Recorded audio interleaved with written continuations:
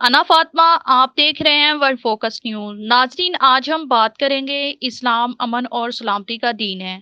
ناظرین، ایک مذہبی جماعت کے سربراہ کی گرفتاری کے بعد جو احتجاج شروع ہوا وہ دیکھتے ہی دیکھتے پرتشدد مظاہروں میں تبدیل ہو گیا۔ ملک کے کئی بڑے شہر، موٹر ویز، جی ٹی روڈ بند کر دیے گئے۔ بڑے شہروں کے داخلی اور خارجی راستوں کے علاوہ شہروں کے اندر بھی سڑکیں اور راستے مشتعل مظاہرین نے قبضہ کر کے بلاک کر دیے۔ عام شہریوں کو نہ صرف آمد و رفت میں مشکلات پیش آئیں بلکہ مریضوں کو ہسپتال پہنچانے والی ایمبولینس کو بھی گزرنے نہیں دیا گیا۔ ناظرین، ہسپتالوں میں زندگی اور موت کی کشمکش میں مبتلا مریضوں کے لیے آکسیجن پہنچانے والے کنٹینرز کو بھی روکا گیا۔ اس کے علاوہ ڈیوٹی پر مامور پولیس اہلکاروں اور افسروں کو بھی شدید تشدد کا نشانہ بنایا گیا۔ مشتعل مظاہرین کے تشدد سے 2 باوردی پولیس اہلکار شہید ہوئے اور سینکڑوں زخمی ہو گئے۔ کچھ پولیس اہلکاروں کو اغوا کرنے کی بھی کوشش کی گئی۔ اس تمام صورتحال کو دیکھتے ہوئے لگ رہا تھا کہ ملک خصوصاً پنجاب میں حکومت کی علمبرداری ختم ہو چکی ہے۔ ناظرین، عام شہریوں سے لے کر پولیس اہلکاروں پر تشدد، سرکاری اور عام شہریوں کی املاک کو جلانے اور نقصان پہنچانے کا یہ سلسلہ تقریباً 3 روز جاری رہا۔ آخر کار پنجاب حکومت کی درخواست پر رینجرز کو طلب کیا گیا۔ پولیس اور قانون نافذ کرنے والے اداروں نے متعدد مظاہرین کو گرفتار کیا اور راستے کھولنے کا عمل شروع ہوا۔ اس تمام صورتحال کو سامنے رکھتے ہوئے چند سوالات ہر پاکستانی کے ذہن میں پیدا ہوئے۔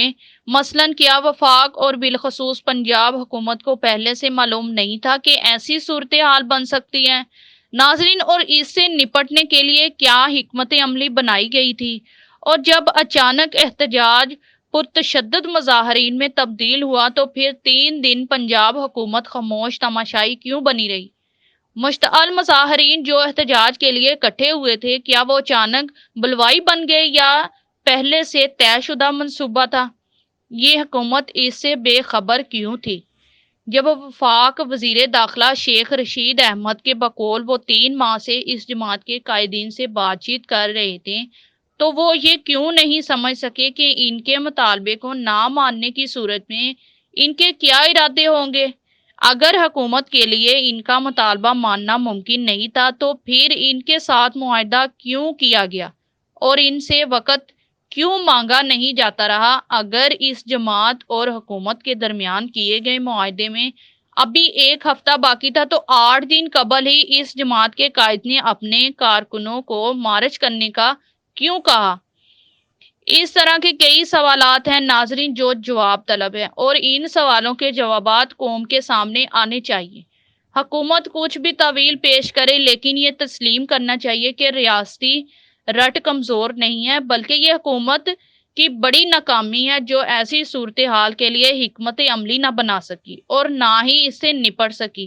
ریاستی رٹ کو کمزور سمجھنے والی مذکورہ جماعت کی غلط فہمی تھی کہ وہ ایسی صورتحال بنا کر ریاست کو بلیک میل کر سکے گی۔ ناظرین، ناموس رسالت کے نام پر فساد فی الارض برپا کرنے کی اجازت نہ تو مذہب اسلام دیتا ہے نہ ہی ریاستی قوانین اس کی اجازت دیتے ہیں۔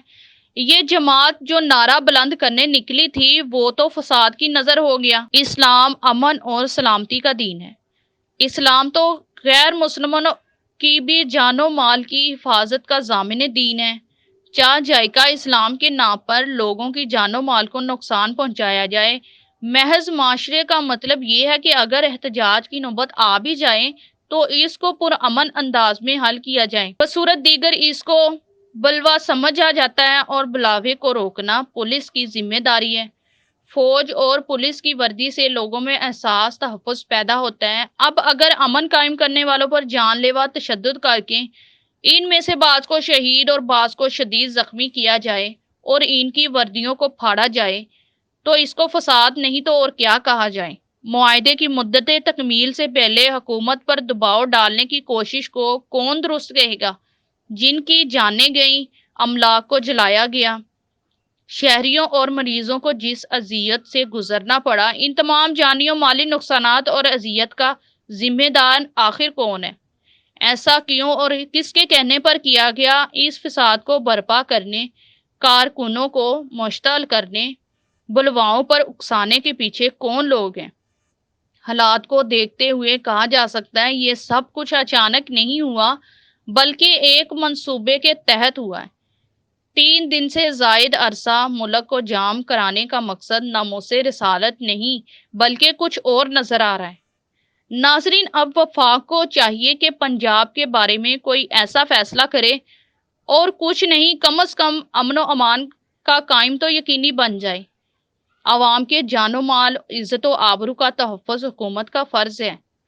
ریاستی عملداری ہرگز کمزور نہیں، البتہ کوتاہیاں اور غلط فیصلے ریاستی علمداری پر ضرور اثر انداز ہوتے ہیں۔ ناظرین، اللہ پاک پاکستان اور ہم سب کو اپنے حفظ و امان میں رکھے۔